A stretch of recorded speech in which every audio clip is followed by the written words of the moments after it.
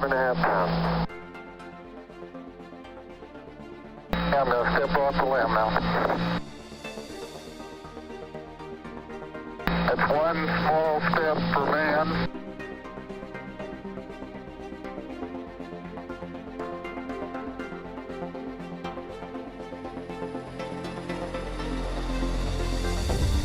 Yeah, I'm going to step off the limb now.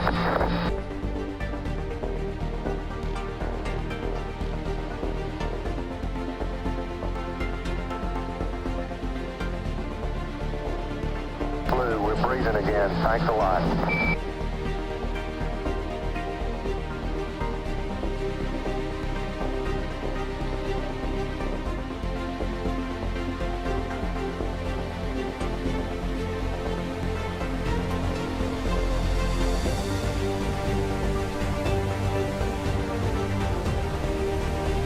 I'm going to step off the limb now.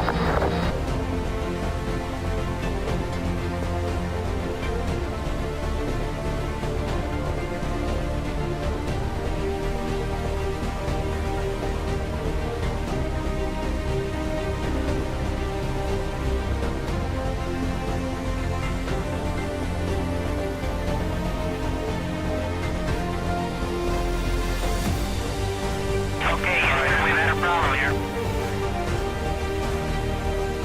Okay, stand by 13, we're looking.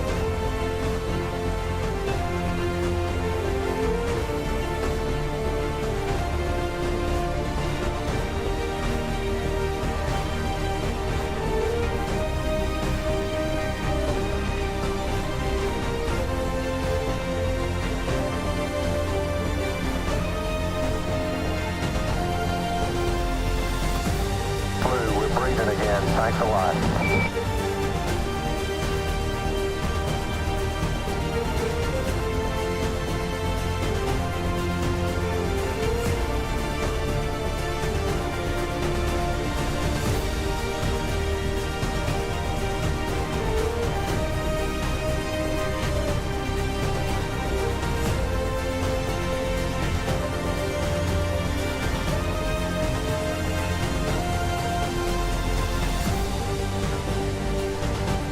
I'm going to step off the limb now. That's one small step for man.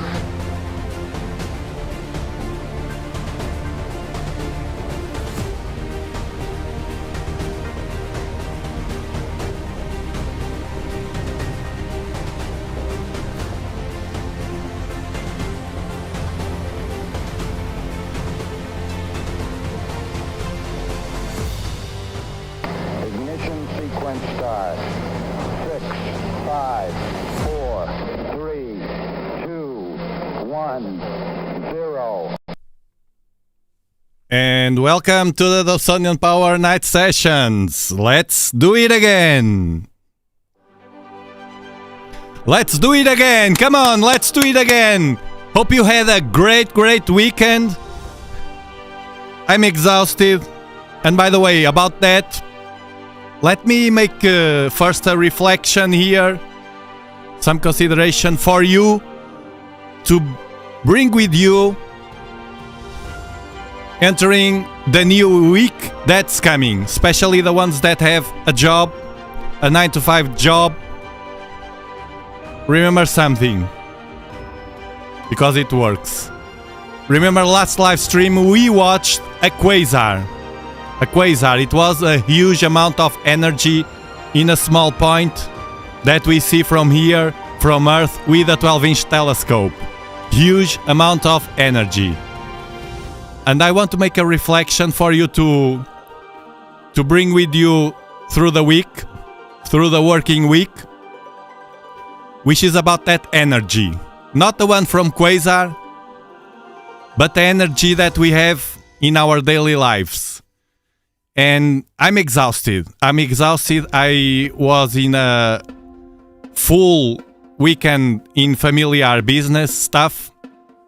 And you know, when we have kids, children, whether if they are your sons or grandsons, they drain you energy, but it's a positive way of draining energy.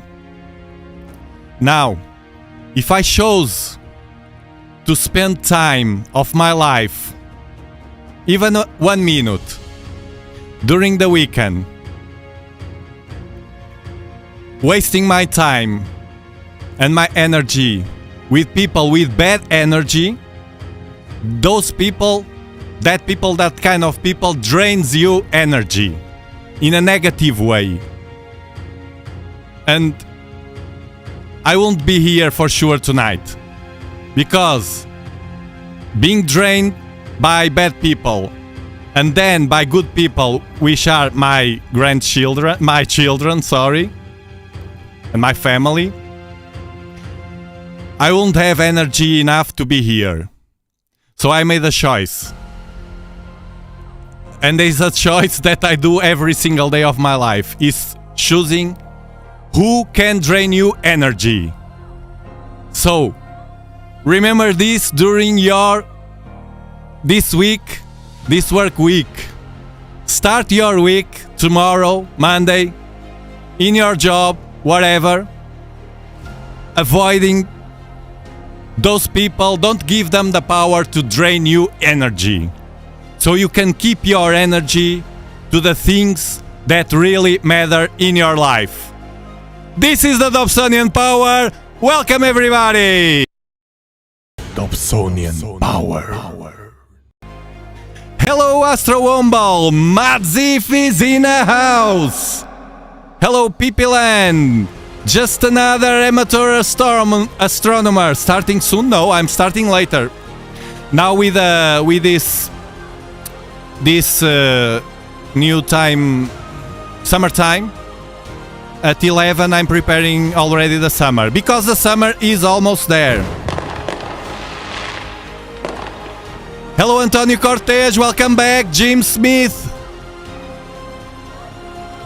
Processing Crocs, great, we have Crocs Galaxy tonight. Permafrost, thank you my friend for your support. I want to enhance it here. Thank you for your support in my channel page, dobsonianpower.com. Get free resources and links to the gear I use at dobsonianpower.com. I'm glad I did it, Permafrost. I'm glad I gave you that good vibe.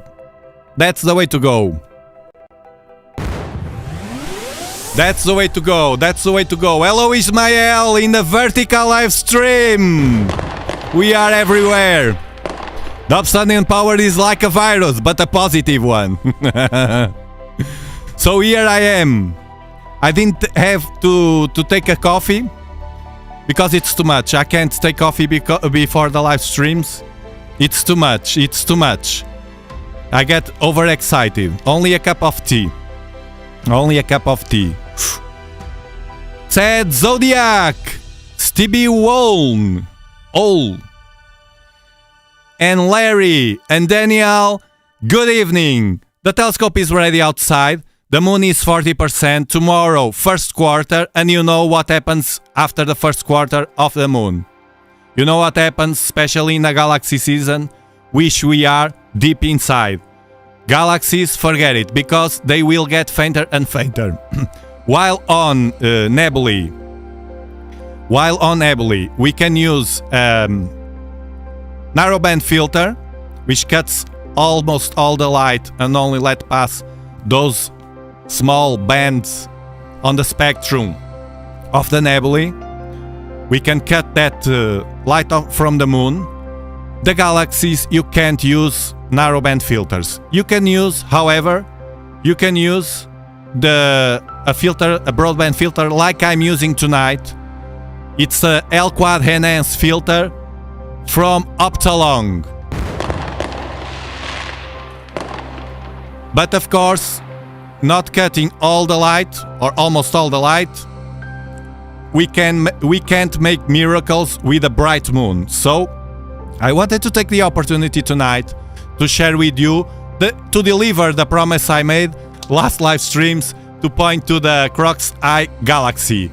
Faded Light, welcome to this live stream. Here we watch the sky in real time with a telescope. Anybody can do this, what I do here. I have a Dobsonian telescope outside. It's a simple design, not very expensive. It's actually a bang for the buck. We call it here in our community the Explorers. The Explorers. An explorer.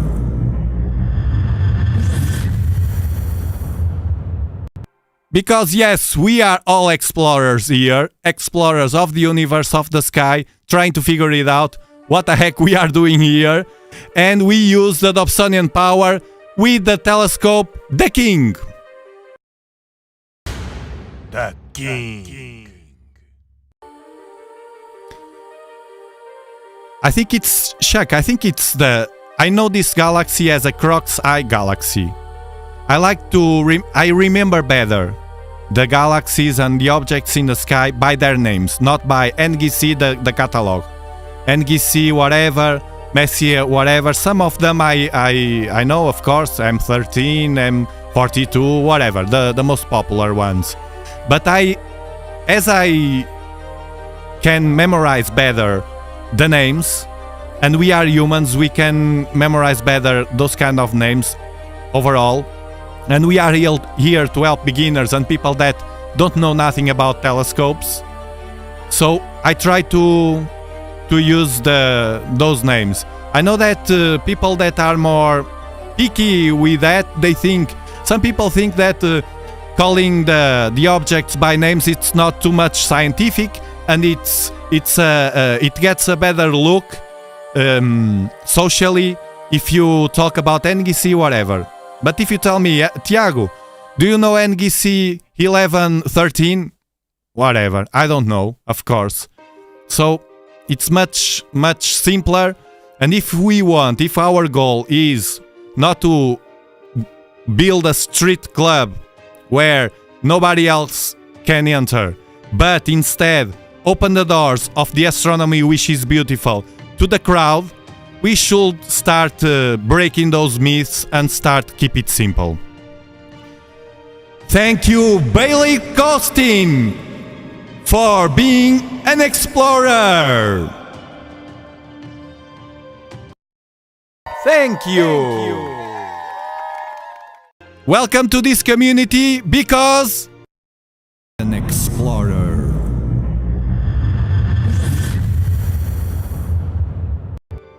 Oh yeah, you are an explorer. We have the explorers, we have the super explorers, like Chuck here. Chuck that is on the chat is a high tier. It's a super explorer, and we appreciate all the support from the super explorers.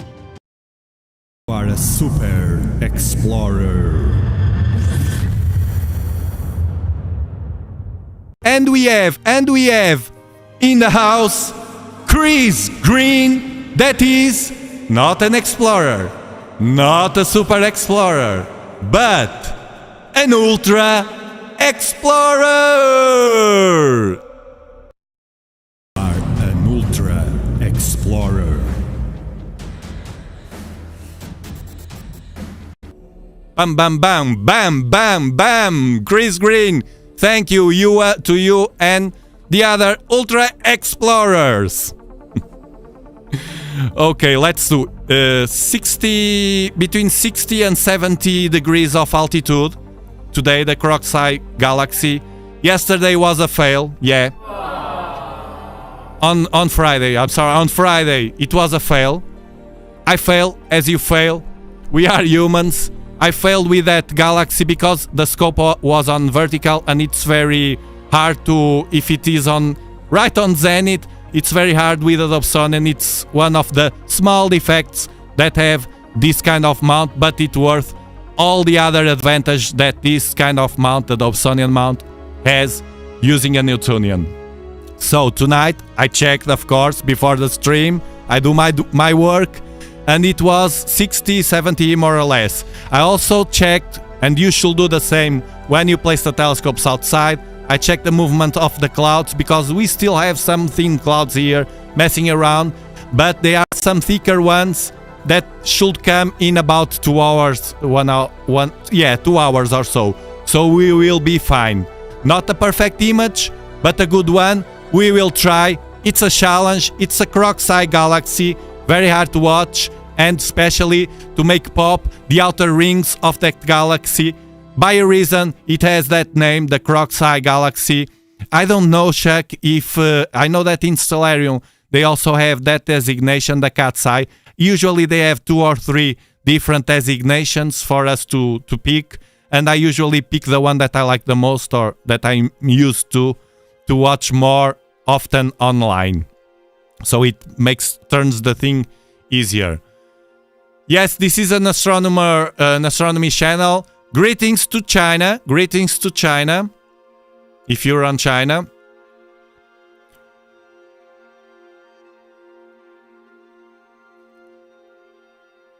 The Skywatcher 114, you're asking if it's good? Well, it's fair enough. There are better telescopes. In this channel, I use the ones that I like the most. The telescope that I like the most, believe me, I truly, and the people, the explorers know very well and why I like them, are the Dobsonian telescopes, especially for beginners. With those telescopes, you have a variety. They are more versatile. They are simple. They can be used by children that I have. They can be used by your wife or companion or husband, whatever, that don't know very well the things about astronomy. They can be used very well by a beginner for the first time. It's very easy, a mount up and down, left and right, so awesome. You can take pictures with them. You can do what we are doing tonight, what we will going to do and do every single live stream, to watch the sky with that telescope, but instead of my eyes that you can't see the image that I'm receiving on my eyes, I use a camera so I can transmit the details and better details because it's a machine in real time. So let's do it. I will open first the camera for you here, and especially the new ones that are watching us, to know what kind of telescope, what the heck am I talking about, basically. So I have a security camera outside pointing towards the telescope. During the capture of the object, I will have to turn off the camera to cover it because they emit infrared light, those cameras. We can't see that light, we can't, but the cameras can. So you see the power of the cameras? That's what I'm talking about.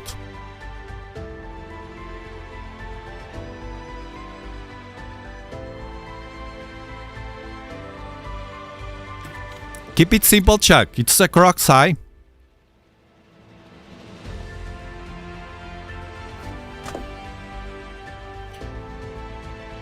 Now, this is the telescope that I'm talking about.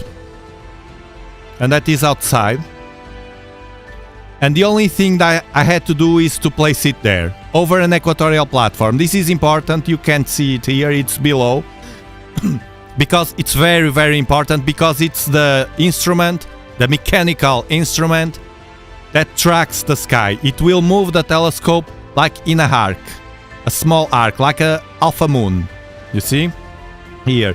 And then I have a cable connected to this camera here, inserted into the focuser of the telescope, and the cable comes into my house to this computer that I'm using, so we can see the same that that camera is receiving. The photons come from millions of light years away,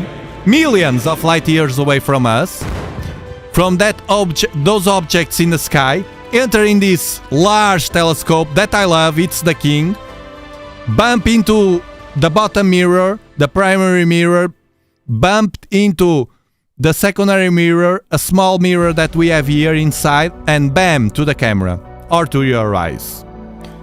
Okay, now open SharpCap. We use SharpCap because it's very versatile as well software. It does it all, and it's the best one, in my opinion, out there so far, to do live stacking. Live stacking is what we are going to do right now. I'm connecting the camera, and right out of the gate, you see the stars. But Tiago, the stars are not round. The stars are like an egg. No, they are elongated and they are moving. Why is that? Because the Earth is moving. The Earth is moving, so the sky looks like moving, and the equatorial platform is not turned on. So you will see me outside turning on the equatorial platform and pointing to a bright star in the sky so I can check and confirm that the telescope is focused. If not, we will focus from here. So watch me pointing to Arcturus star, that I know it's there. I know the sky around me. I know my neighborhood. I know my neighborhood in this time of the year. So I know that I will go outside and I will see right away in front of me Arcturus. Arcturus. Yes, yes, yes, yes. Thank you, Pipilan. By the way, we are streaming. We are streaming.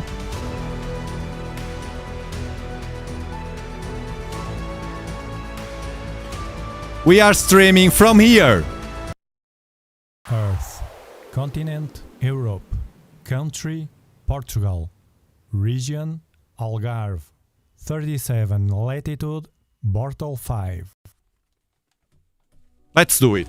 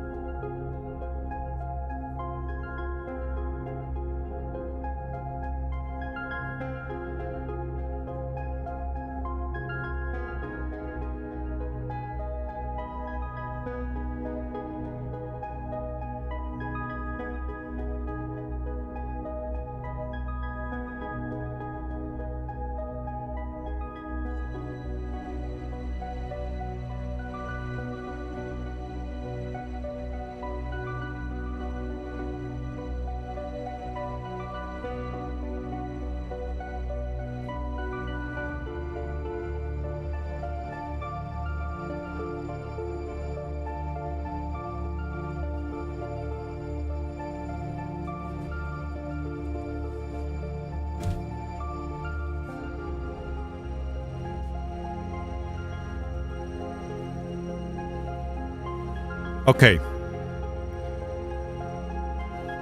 Now to check the focus, I use these spikes of the star. See? Double spikes here, they shouldn't be there. Here and here. So, I use a remote that I have here, a simple infrared remote, to the autofocuser. And I'm moving the focuser up and down, inward and outward, in small movements, very, very small, so I can find the sweet spot. I found it. You see? No double spikes. No double spikes. Let me wait a bit because this is moving the telescope.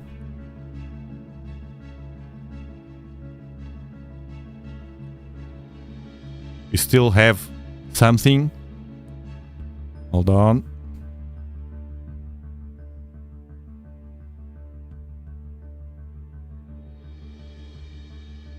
Got it.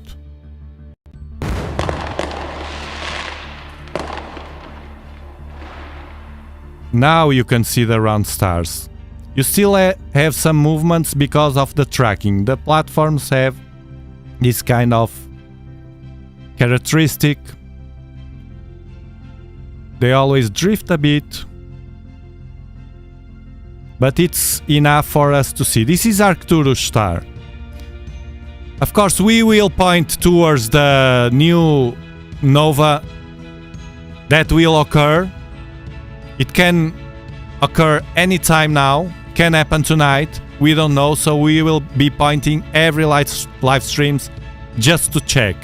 I will I will manage a way now during the week to use a professional software, maybe to measure it in an accurate way, so we can compare night by night. That will be awesome. I don't know if I can handle it. I never did it. We will try it anyway. I'll let you know.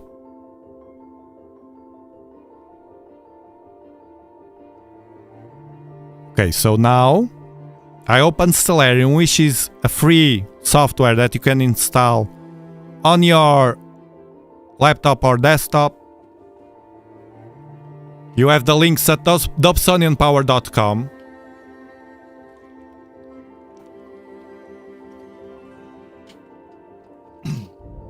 You can install it, and basically it will show the position of every object in the sky in a user-friendly mode.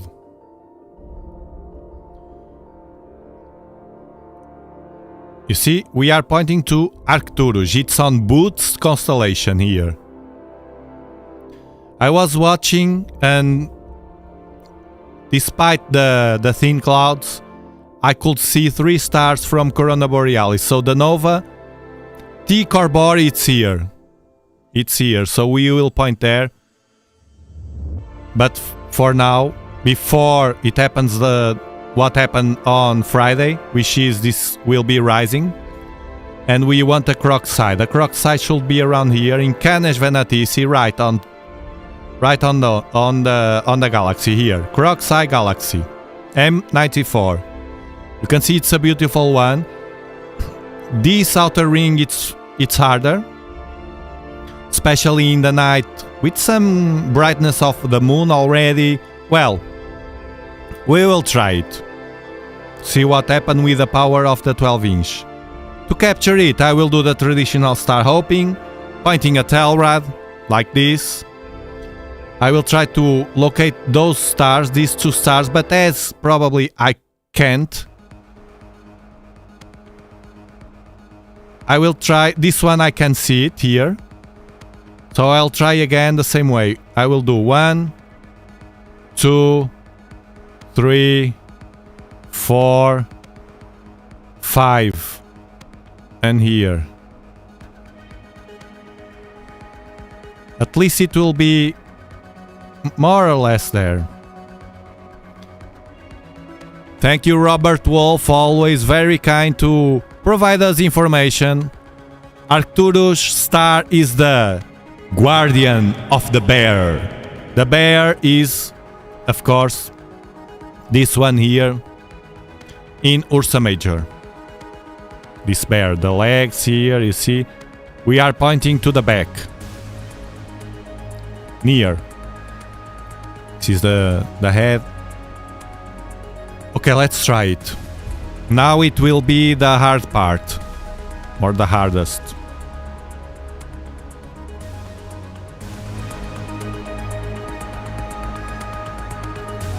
Let's do the star hopping. Start hopping. Hello Karel, this channel is about astronomy in real time. We point the telescope that I have outside, which is this one that you are watching. Real time.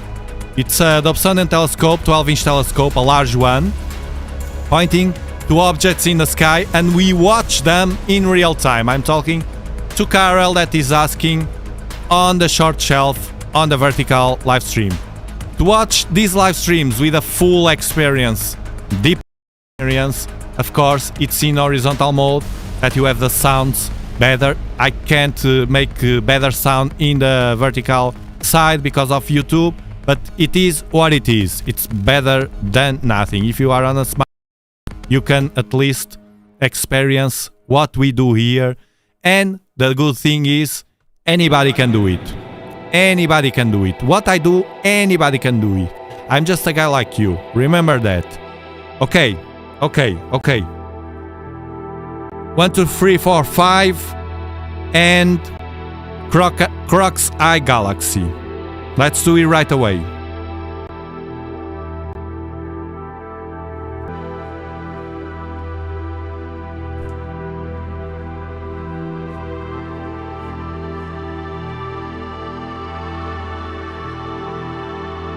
Let me brighten this so it gets easier. And zoom out. Zoom out.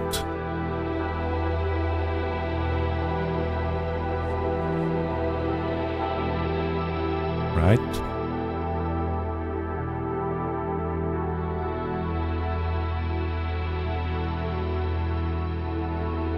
And now,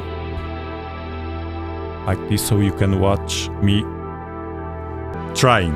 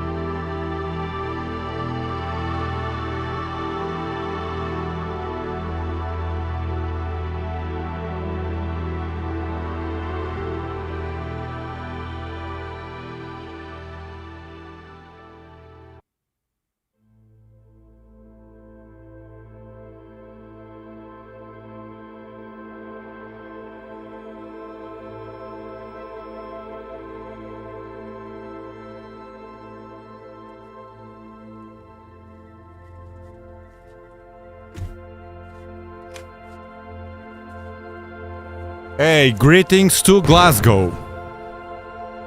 You see the telescope is already almost on vertical. We have to do it right now.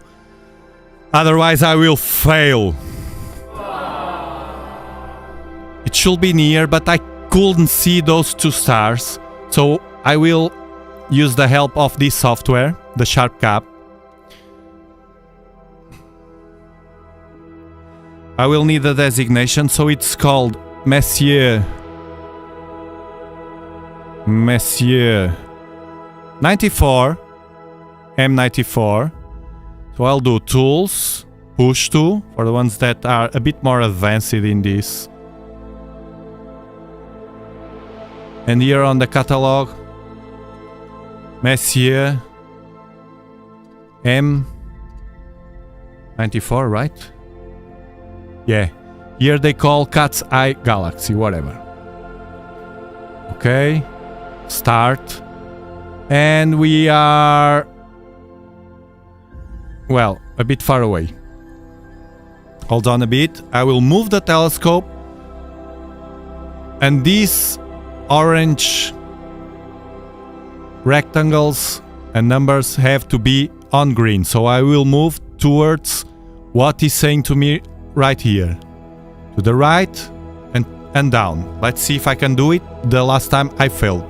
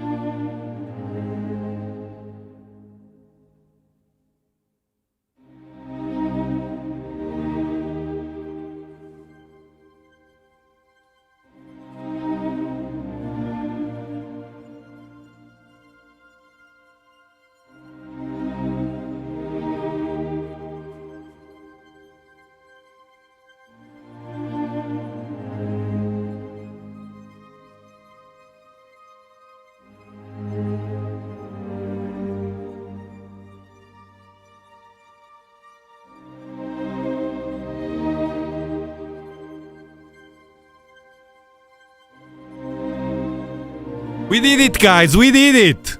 Look!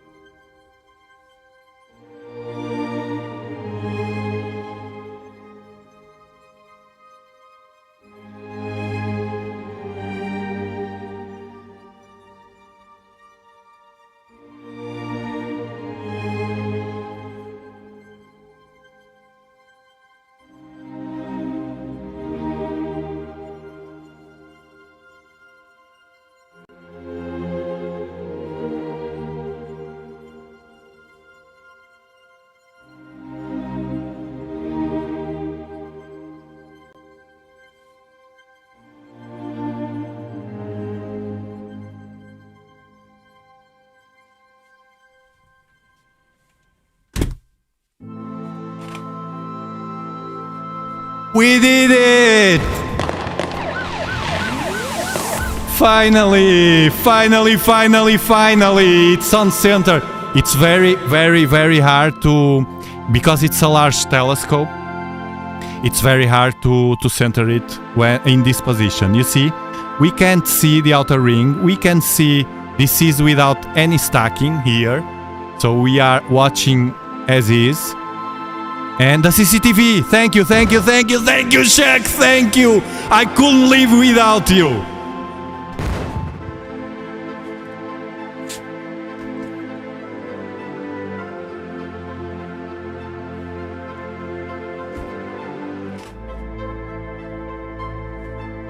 Of course, the CCTV, of course, now it's much better. Okay. Okay. Concentration. Life stack. I will try the 8 seconds and see. I have to take darks, but I forgot. Doesn't matter. 8 seconds.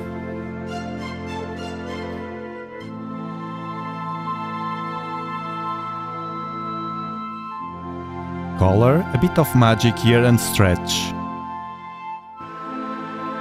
Just a bit of magic here on the sharp cap.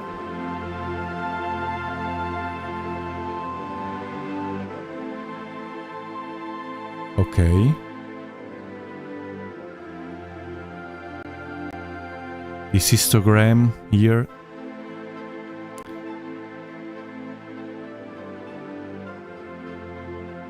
Is not perfect. You see? Can be a cloud or something. Look, it's moving. You see? When the histogram moves and does these weird colors while you are starting a life stack, this means stuff in the sky. Clouds, basically. It changed the brightness and still moving.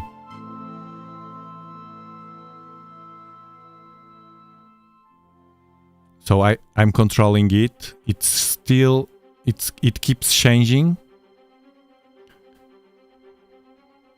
Come on, come on.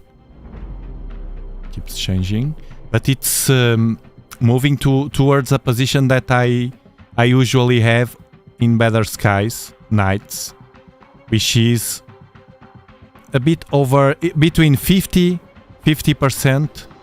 Well, I like to use at 50% actually, but at least 50 and 70% of placement here. We don't choose it. It's the sky conditions, the brightness that we use.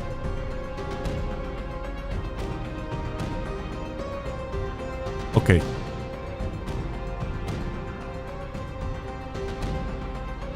Okay.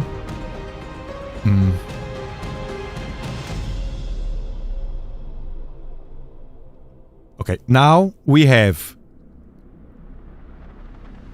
60 seconds.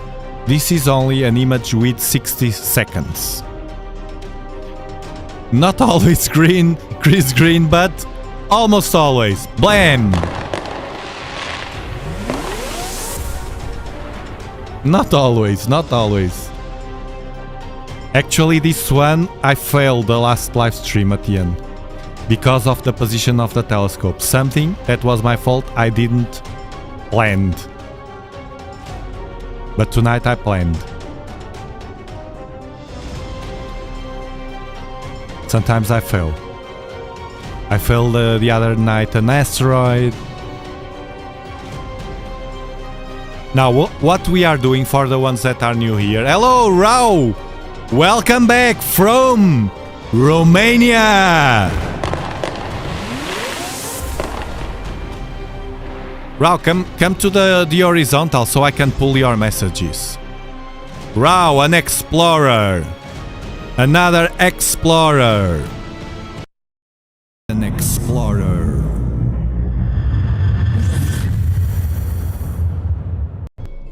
Messier94, also known as NGC 4736, whatever, Cat's Eye Galaxy, Crocodile Eye Galaxy, or Croc's Eye Galaxy, is a spiral galaxy in the mid-northern constellation Canis Venatici. Canis Venatici, it's very small, very hard to watch. You can try it. I couldn't, and I'm on Mortal 5, but the sky is not very good tonight. That's a fact. But look, it's just this. Canis Venatici. Bam. Just this, small here. The location, it's easy to identify because it's near Ursa Major. But it's difficult, as well as this one, Coma Berenices. Coma Berenices. This one, it's easy boots, because regardless the faint stars here that shape the asterism, we can see perfectly, of course, Arcturus, the guardian of the bear. I didn't know that one. Thank you, Robert Wolf. The guardian of the bear. Let's take Stellarium off. And wait, now what we are doing here is pointing live. This is live image. But what the software is doing, I'm only managing the colors, the brightness of everything. And the software is taking pictures and stacking them. It took the first one and then bam, the second one, and is stuck. As it is stacking, it will get more and more detail. So we can be here for, I don't know, 50 minutes or half an hour. I usually don't go more than 15 minutes, maximum half an hour. And we will see details. The goal is try to make it pop here, the outer ring. It's very, very hard, especially in a night like this. I'm having the help of the L Quad Enhance Optolong broadband filter that I reviewed here in the channel, sent by Optolong Corporation Optical to me. And it's a good one. I knew already the L Pro. It's very similar, but this one, I like more this one because of the spectrum. It captures more of the bluish channel, the blue channel of the spectrum. And as we are stacking, it gets more detail, especially at the core. At the core should be a massive black hole. And as it's super bright, we call it overexposed. I play with the histogram here at the bottom, this vertical line at the middle, it's the mid level. I slide it towards the right and look what happened. You see?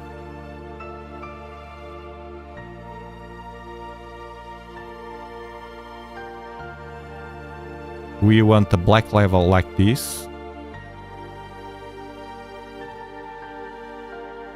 And like this. So the first goal was to point to the galaxy. Done. Now the second one, getting details of the core, the dust lanes that we can see here. Done. We starting to see these arms here, but we want, as we can see on Solarium, I will show you. I will show you. It's this outer ring. I will show you. Starting to pop.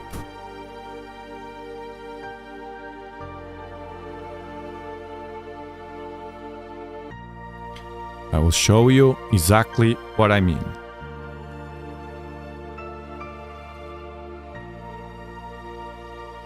You see? And I think, yeah. Now you see the difference here from Hubble.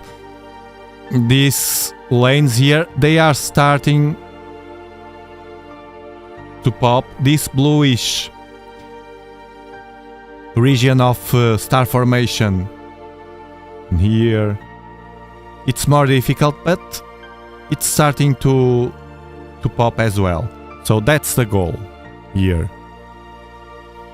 This is for the ones that like to insert a camera without much trouble, without doing any post-processment, just watch online with yourself or with friends or family to show them, look what I'm watching here.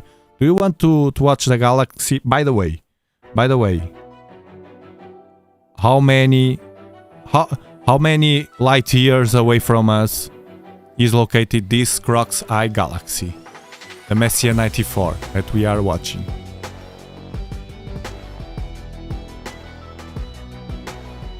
Let me check.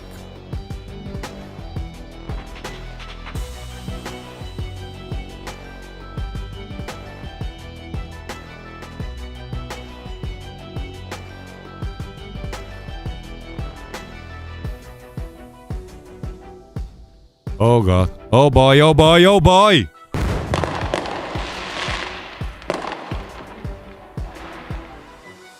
$16,000 millions light years. Am I right? Am I right? 60,000 million light years?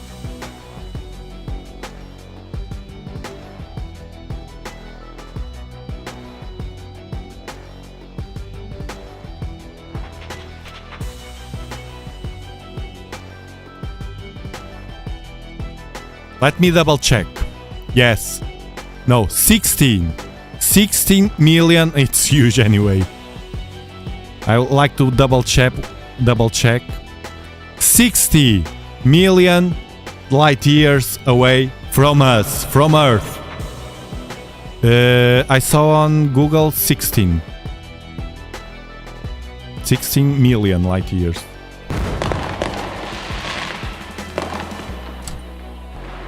Hey, Star Guy is in a house! Star Guy!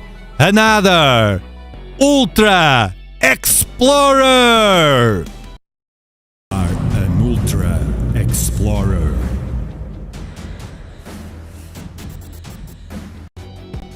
The man that eats a legend on Florida.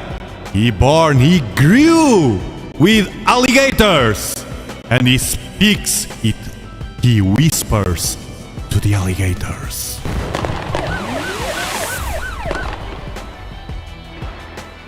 An Ultra. And look the details coming up with only 3 minutes and 53 freaking seconds. I love this. Man, I love this. 60 million light years. Yeah, I saw on Google 60 million light years from NASA, so it's reliable. Loads of details popping. Yeah. Yeah, Douglas. Very, very nice. This was a suggestion, by the way, from Chuck. From Chuck that is here in the chat, as well.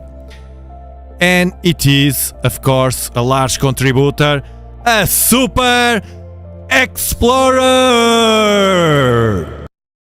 You are a Super Explorer.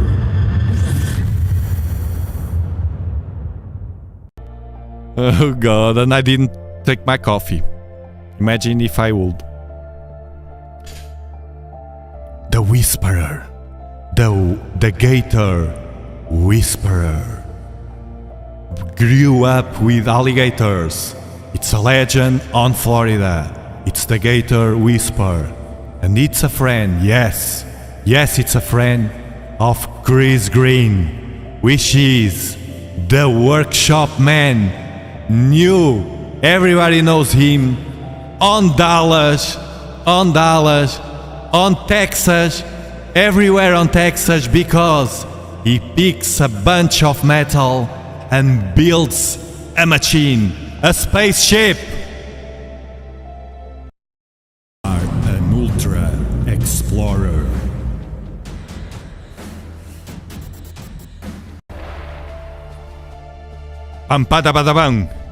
And now, as it couldn't be more, we have another legend here.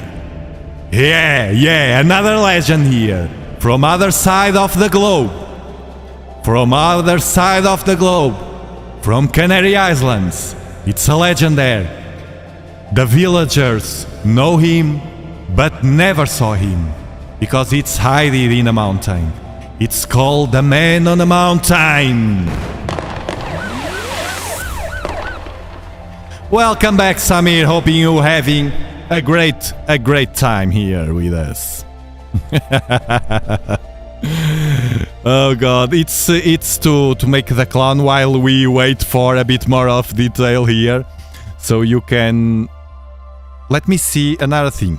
Look, what I do here with any camera, I zoom. I like to zoom in the objects. It's drifting, the freaking object. Oof. This is bad. Bad news. Houston, we have a problem. As usual. Of course, the Man on the Mountain arrived and the curse. Thank you, Larry Benfield, to be a membership explorer.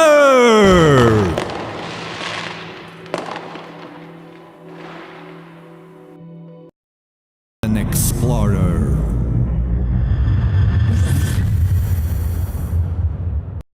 Thank you so much. Don't forget, explorers, you have full access to secret material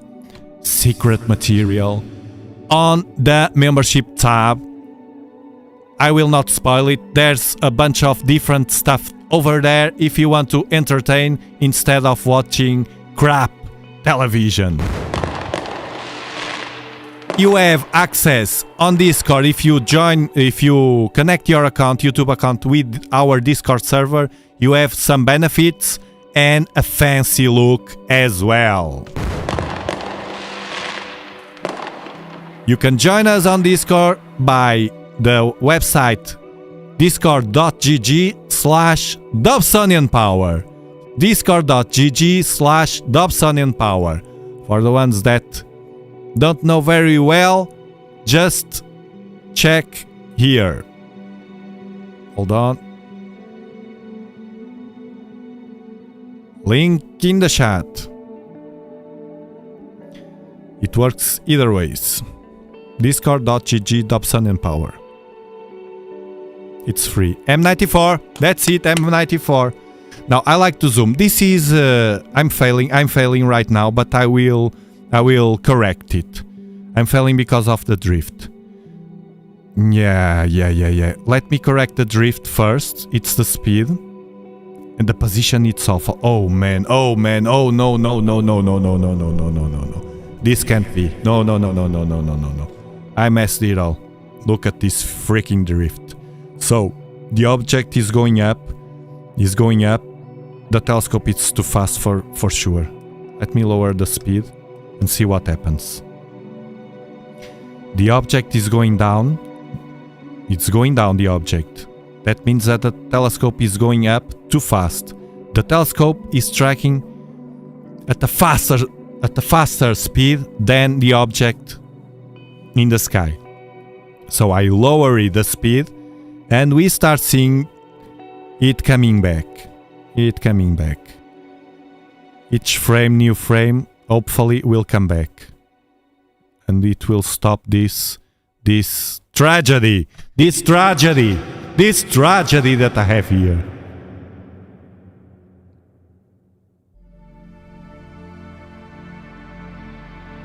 Let me see if I can do it. And I will do a new correction. I will do 4 seconds. I should have started with this. 4 seconds, reset everything. And it will be down here because it moved. Let me see. God.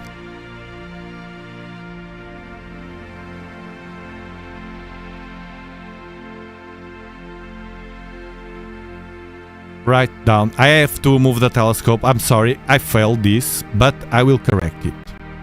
I will move the telescope just a bit to center it.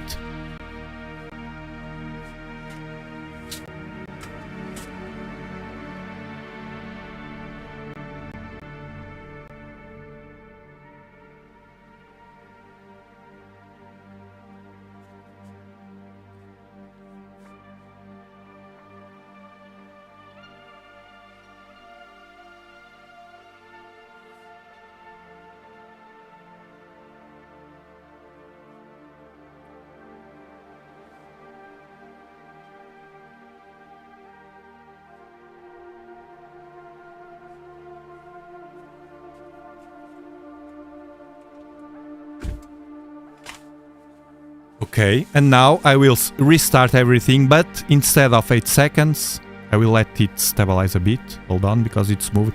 The problem is the telescope is so vertical that I think it's trying, the center of gravity is all over the place. The telescope is trying, the bottom of the telescope is trying to touch, to be on vertical, you know? It's not completely on vertical, but it's trying to pull everything to be on vertical and touch the rocker, the base. I think it could stabilize. It's very, very hard, this position. Okay, I'll try now. 1, 2, 3, go.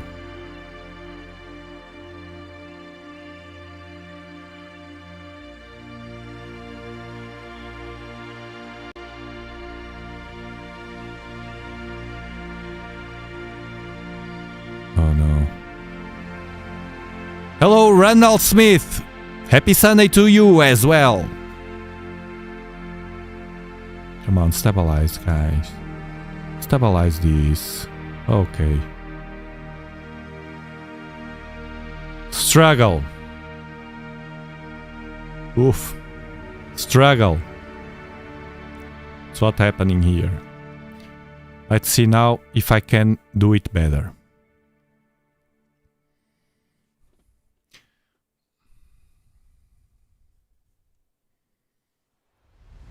Yes, it's struggling, Star Guy. It's the position. It's almost on vertical.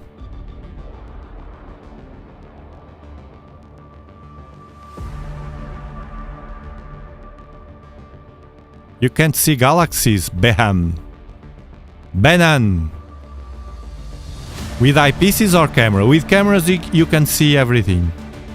With eyepieces you have to point to bright galaxies. It's very hard, especially if you have loads of light pollution.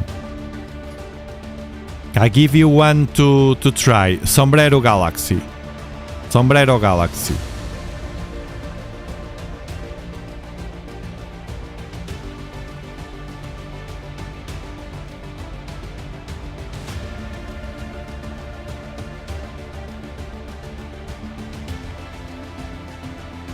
Let's see if I can do anything. 8 seconds. It's ignoring loads of frames. God, man. I don't want to fail again.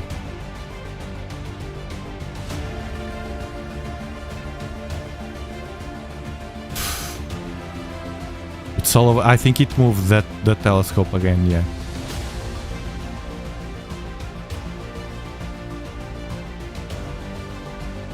It's red. Let me increase this to 7.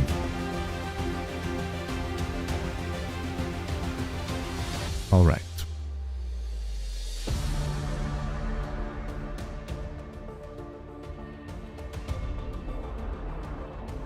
It was Chuck's fault to get me in this trouble. It's all over the place.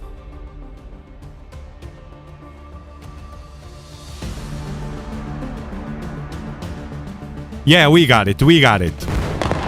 It's not a fail. We got it. And now we got it again. And I think with the 4 seconds, if... Yeah, I think it's stabilizing. Kind of. I think we will do it.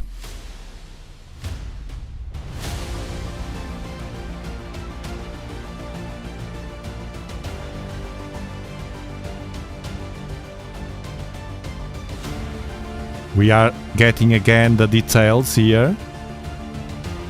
And it's trying, it's harder because it's only 4 seconds. More noise, you can see more noise. This red and green dots here, pixels, are not hot pixels. This is noise. This is noise.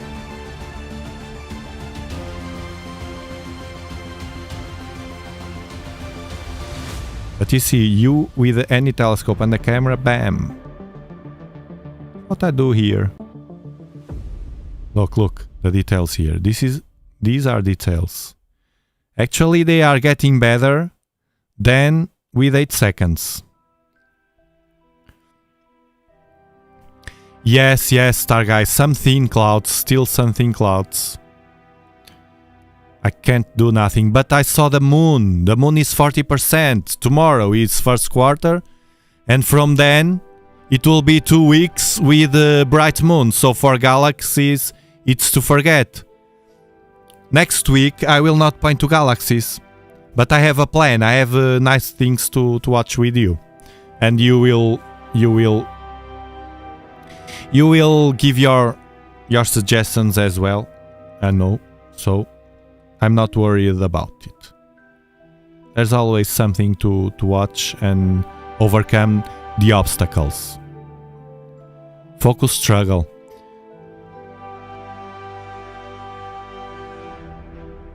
Now it's stabilized. Look, these green bars mean, on the software, mean each green bar, it's a good frame. Each red bar, it's a frame that was bad and was rejected. Now that I lowered the exposure from 8 to 4 seconds, it's easier to get good frames. And the stars keep very nice. So, we are doing fine. So far so good now. Let me see the drift again. Oof, I have 2. So last time I decreased the speed, I have to increase. Okay, 1 tick. So I can avoid the same problem. Now to the opposite side. So the telescope was faster, now it's slower. The object is moving up, but the telescope is not moving at that speed. It's moving lower than it should. So each new frame is going up. Benham, don't forget my recommendation. You will love it. Small but very sharp in any eyepiece, even with some light pollution. Sombrero Galaxy on Corvus constellation. It's not so hard.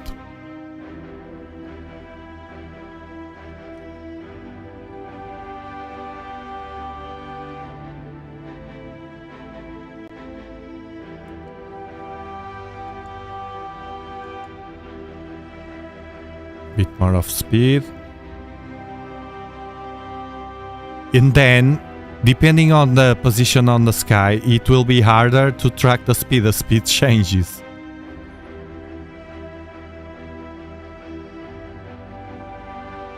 trying to stabilize and to pull this down again so we can make this pop. Now controlling the colors.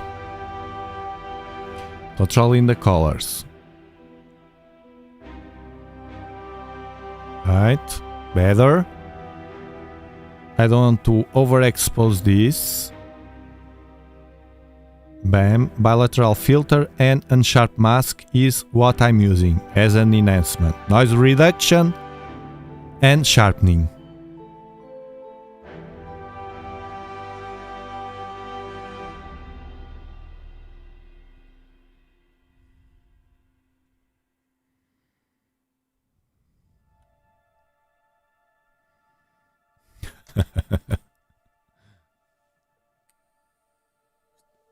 By the way, next week I will start working on that plan with Europe, with the explorers, with Europe.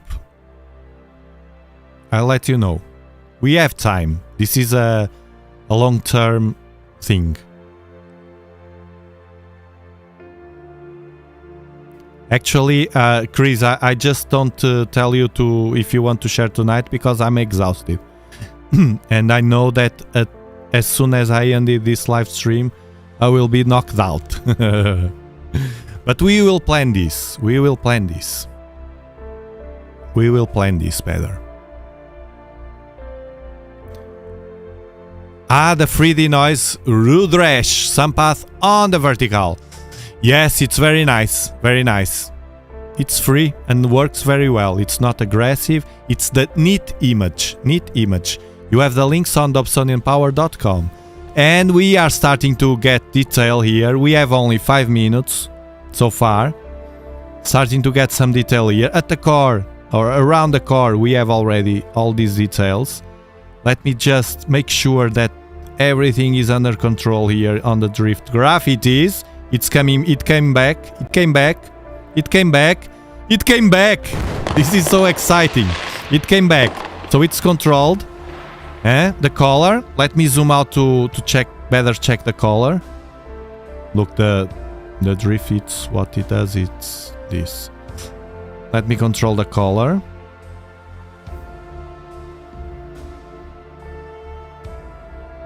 Right, this is the color, the natural one. Okay, I will take a snapshot meanwhile to have something. Just this. Oh, it's beautiful.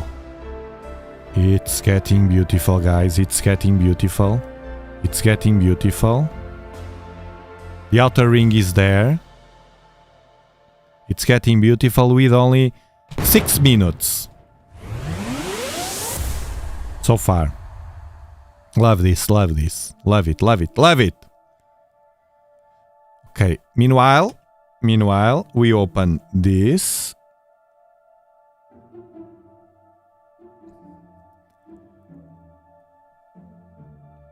NASA Messier 94. NASA Science, love it. NASA Science. This colorful spiral has 2 recently discovered faint arms outside of its core region that extend far out into space. I didn't know this. 16 million light years, confirmed. Magnitude of 9. Canes Venatici, spiral galaxy. And this is a Hubble image. My God, my goodness, my goodness.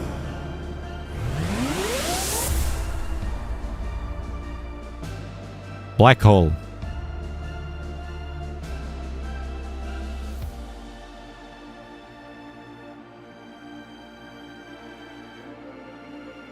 Okay, within the bright ring around Messier 94, new stars are forming at a high rate, and many young, bright stars are present with us.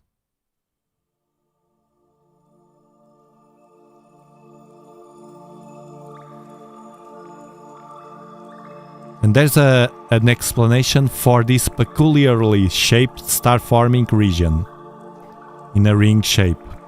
It is likely a pressure wave going outwards from the galactic center, compressing the gas and dust in the outer region. So there's a compression there.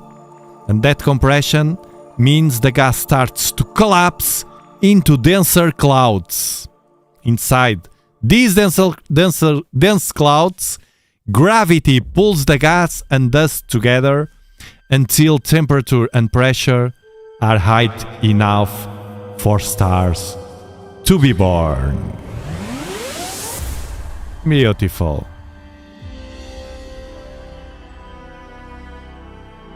Is this the new region?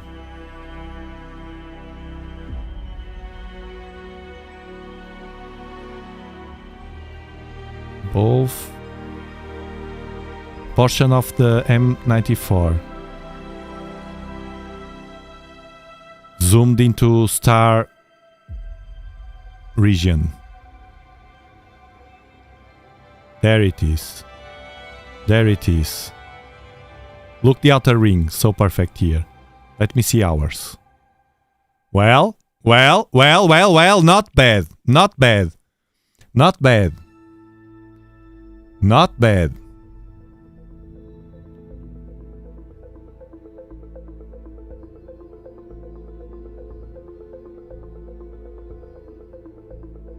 Not bad. I'm not Hubble.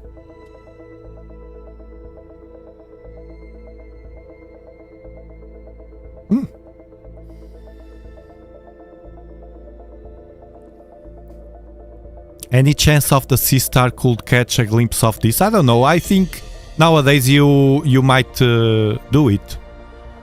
Even with small aperture, if you do loads and loads and loads of raw files, and then you... The trick is on the post-processment. The trick is on the post-processment. Here it's the opposite. The trick here is on the knowledge and the skills to manage a telescope. Where is my background? To manage the telescope.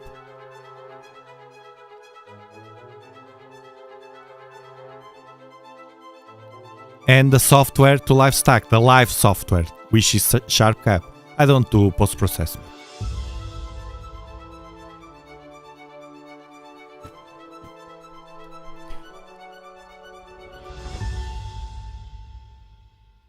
Almost known. Sometimes I do it. So I think you can try it. Try it.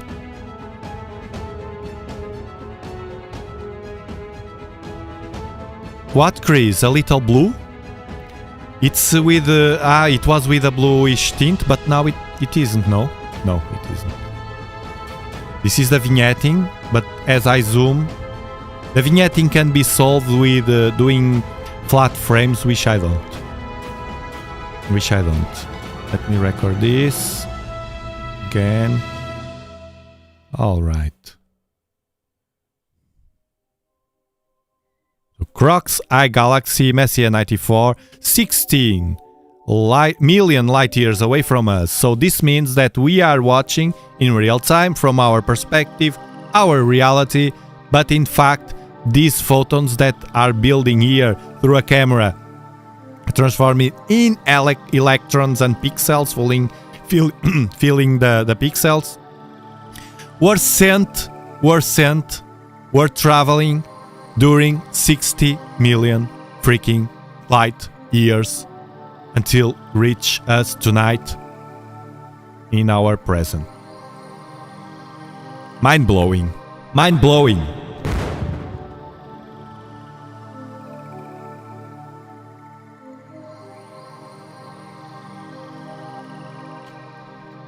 It's mind-blowing. When I zoom, the bluish parts are the star formation regions.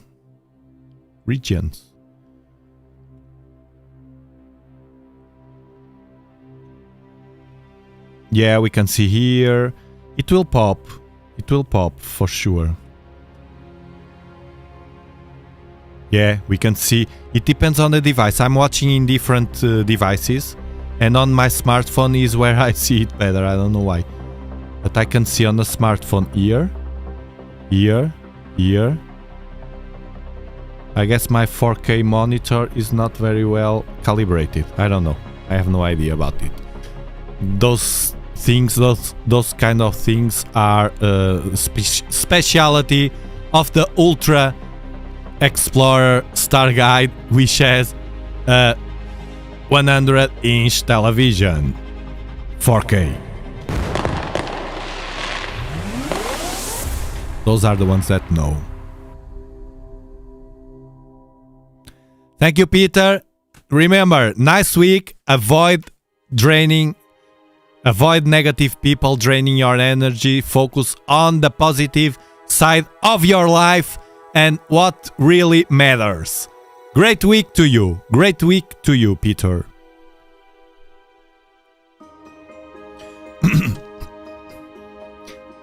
So we have 10 minutes. I will have to again decrease the speed. Okay, just a bit. And then we will point towards the nova.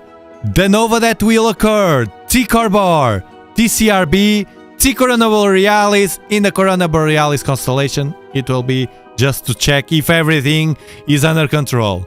We will be tracking every single night that we are streaming. I will be pointing there at least for a while just to see if something happens, if we will be the first ones to watch the nova, because it will occur for sure this year.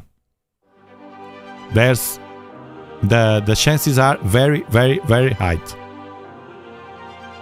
Thanks, Steven.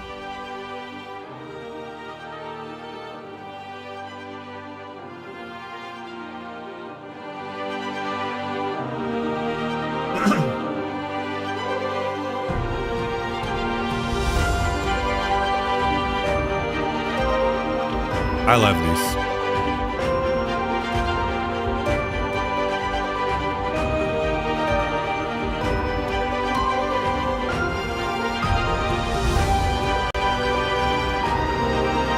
And the background is fine now, the colors. Remember, I'm using a good filter. I'm using a good filter as well. L-Quad Enhance filter from Optalon. Broadband.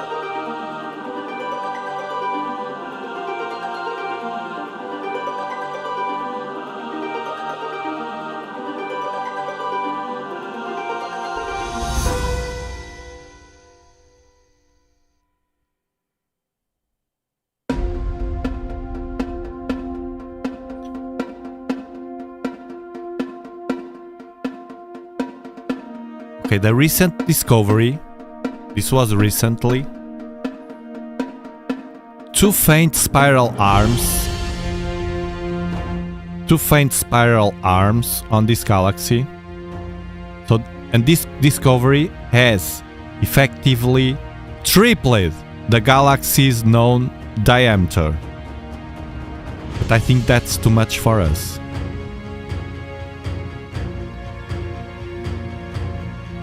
This galaxy is also notable for its deficiency of dark matter relative to other galaxies. Interesting. And astronomers do not know why. We don't know many stuff. It's amazing.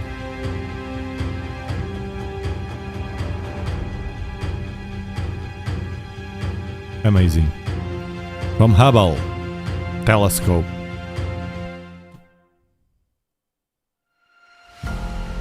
Getting beautiful. Then we clean the noise and it will be much better. Bam!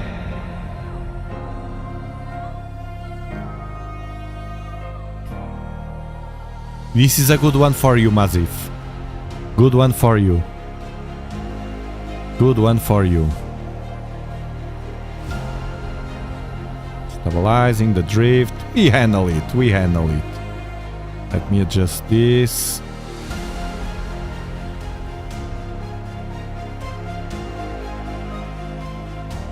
And 2 or 3 more minutes. And we go to the Corona Borealis.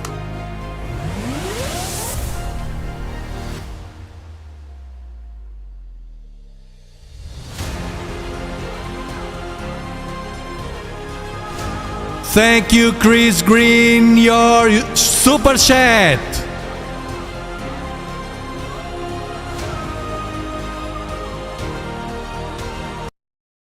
Thank you.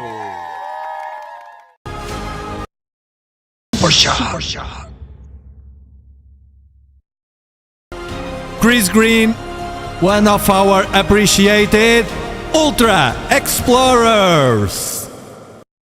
An Ultra Explorer.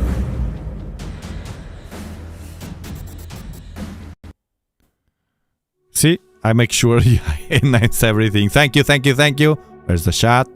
Thank you so much. Bam, bam.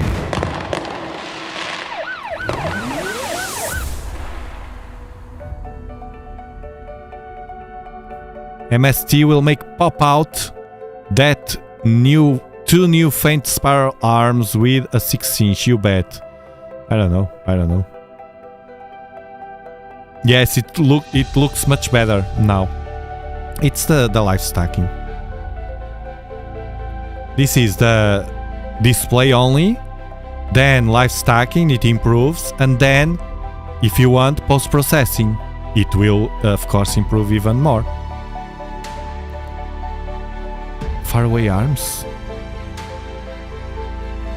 Bottom left.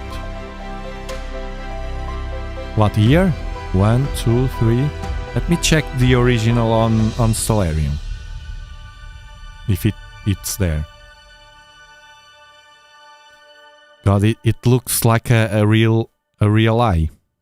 Now. With this shape. Maziv Space Telescope. Okay. For sure, yes, Maziv can make it pop. Doing all that work. Let me see.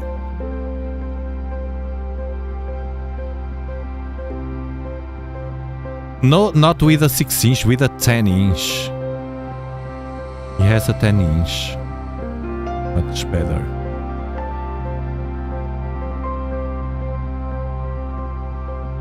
So this is Stellarium, and this is ours. No, we can't see any more than what's here.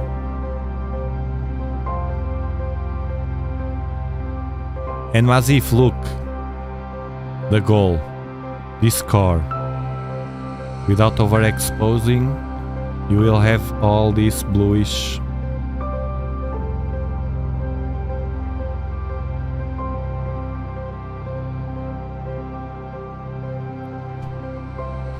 Thank you, Star Guy, for being member for 14 freaking months, man! Wow! And as usual, more Dobsonian power to all our explorers, and guess I will add more Dobsonian power to the people! Dobsonian power!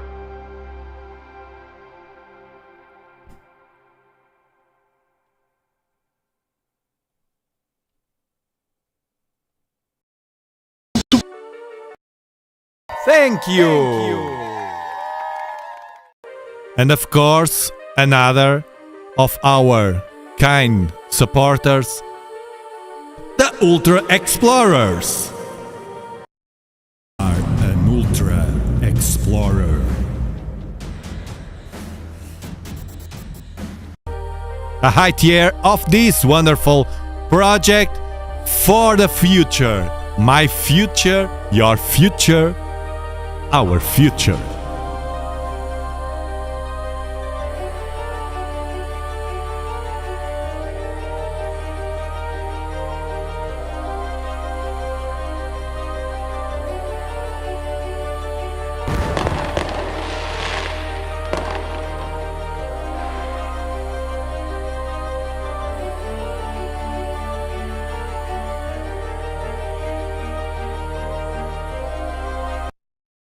Dobsonian power.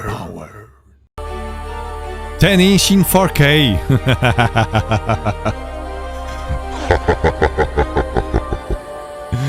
Oh, oh. Oh yeah. Oh yeah. That's the thing. Okay, no second arms here, I think.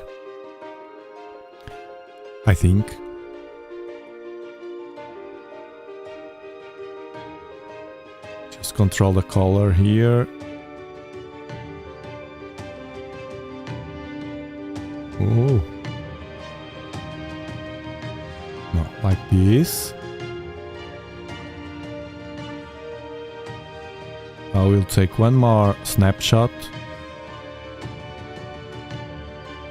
One more snapshot here. Like this, so we can not overexpose. And we have 14 minutes and 8 seconds. 50 seconds to go. And then we will go with our spaceship to the T-Corbor. It's beautiful, Bannon. Beautiful, beautiful, beautiful, beautiful, beautiful. Croc's Eye Galaxy, Messier 94. It's close to the... It's near the Whirlpool Galaxy, which is also a very nice interacting galaxies. Welcome, welcome, welcome! Welcome, Need Either Fun! Welcome to the spaceship, man!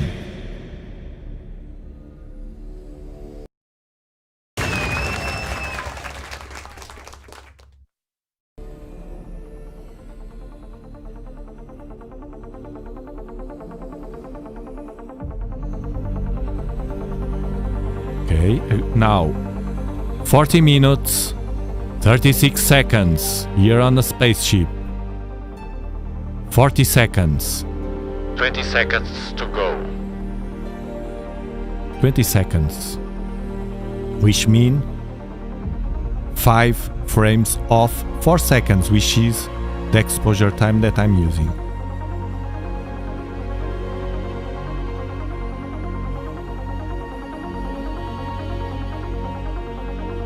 Warming up motors.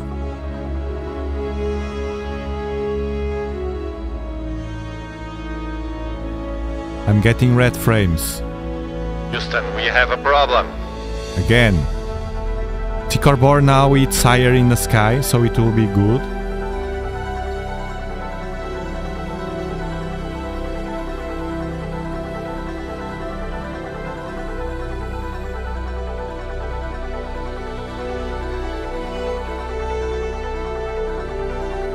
Eight seconds to go. 4 seconds to go.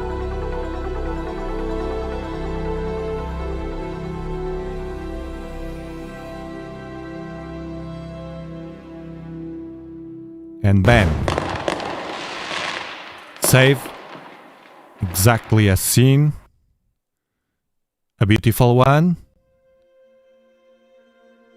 Reset. Display image. You see, it moved up. And now what I'm going to do is to point to T-Corbor, T Corona Borealis. Stay with us because we never know if it's happening right now. We don't know. That's the truth. And this is science. We don't know.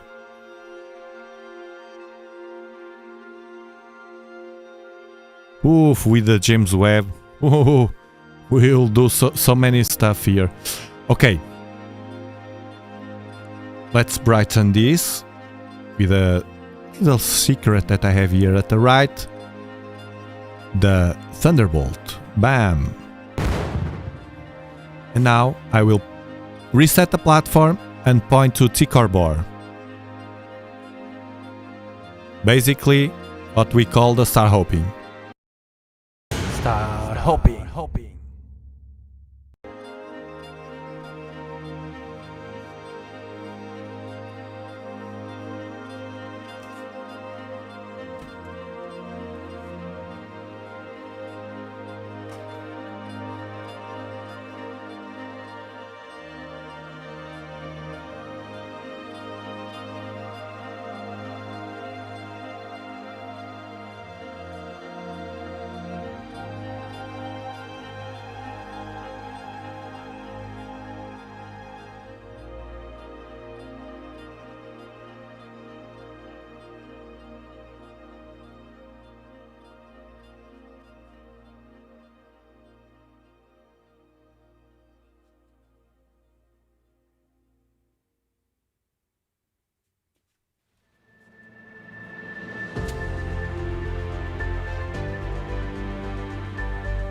First, let me see if we have to refocus this. This is Arcturus again. Because the other night I had. And yes, we have. I saw something in the spikes of a small star in the galaxy.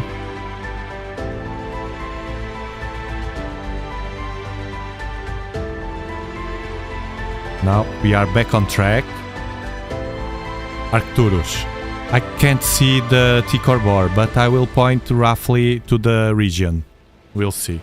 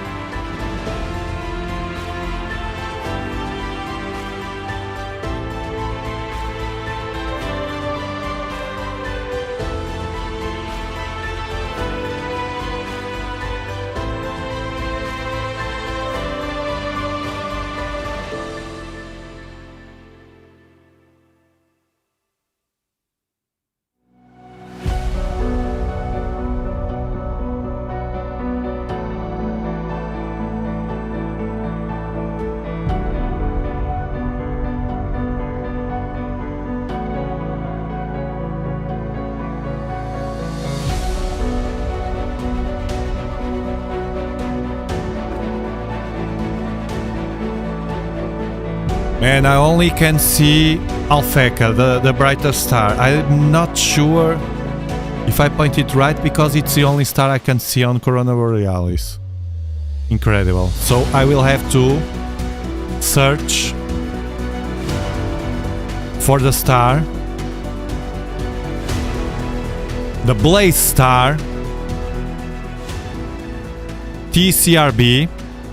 I will check on Stellarium. I will have to write here. Yes, I will write, because every time I have to go to Stellarium. I will write on my book here. Hold on.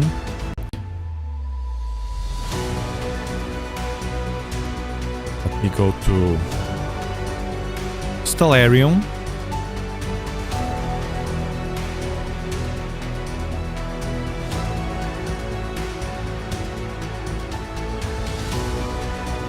Would it be this one? Yes. It's this one. So this is hip.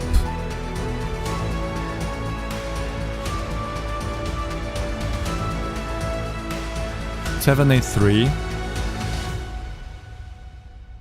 22. Next time it will be like this.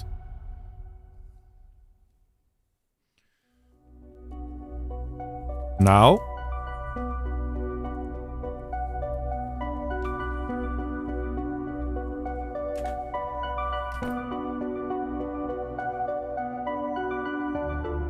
we go here, tools, push to,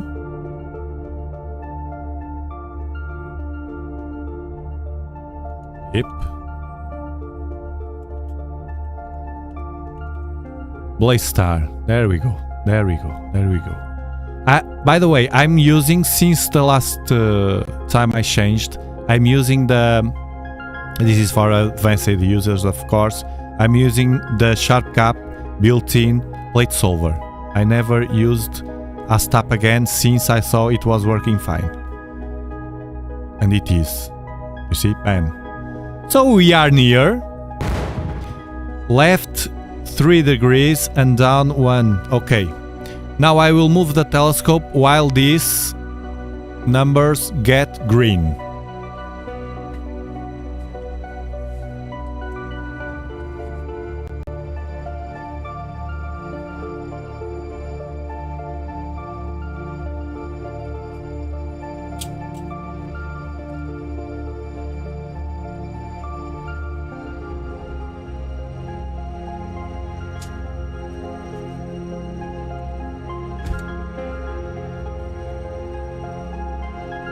Bam!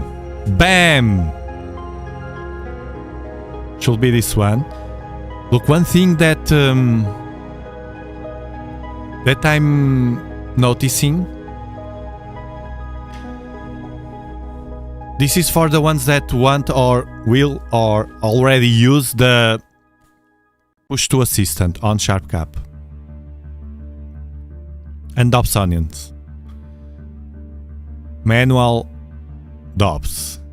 One thing that I'm noticing more and more, another thing that I'm improving in myself as a manager of a Dob, of different Dobs, is that each time I'm better and better.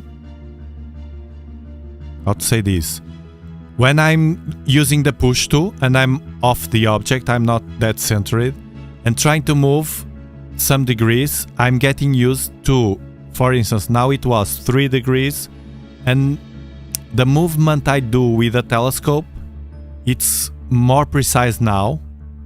Then I can imagine more or less how much I have to move the telescope to fit the 3 degrees with this camera. I'm getting used to that. Something that for you to realize in yourself, in your workflow, if you are getting there or not as well. It's not easy, but I think it's this one. What we do is tools,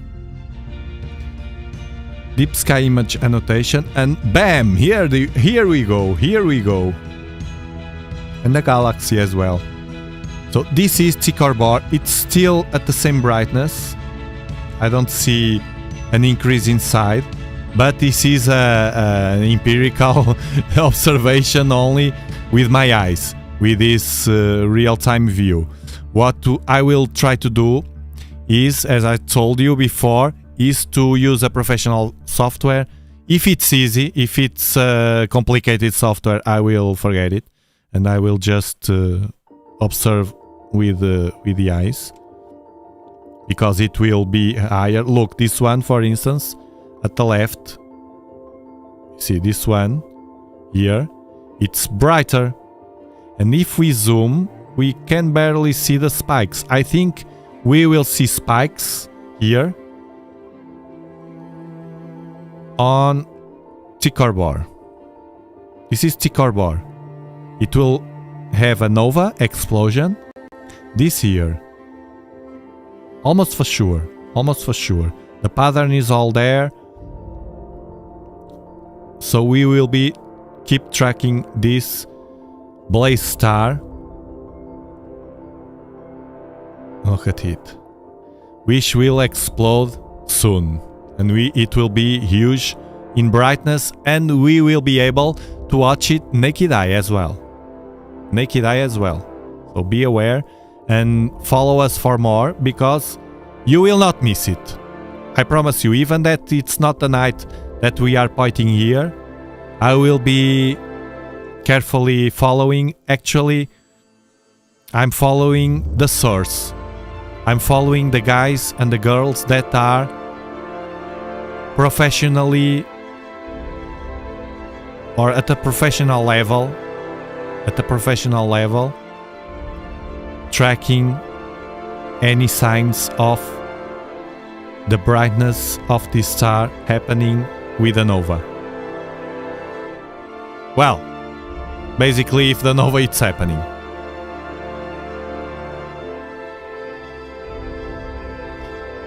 Yeah, Pipilan, you need tracking. Pipilan, you need tracking. Get tracking as soon as possible. Then we'll talk, because that will change everything. Sometimes you talk about stuff that it will be different when you will have tracking. You'll see. Much better. I hope you can get it soon. So ticker bar here, and with this ticker bar, I will say to you again, have a very, very positive week here, and I will restore my 12-inch Dobsonian. I will not do visual because it's blurred, the sky. I like to do visual with a more pristine sky. But with the camera, it was enough to have fun with you. So, thank you very much for being here. I'll see you next live stream, next opportunity that I have. I will place straight away the telescopes outside to watch the sky with you and have some entertainment, edutainment moments again. Thank you. Have a great week. Positive. Bye-bye. Discord.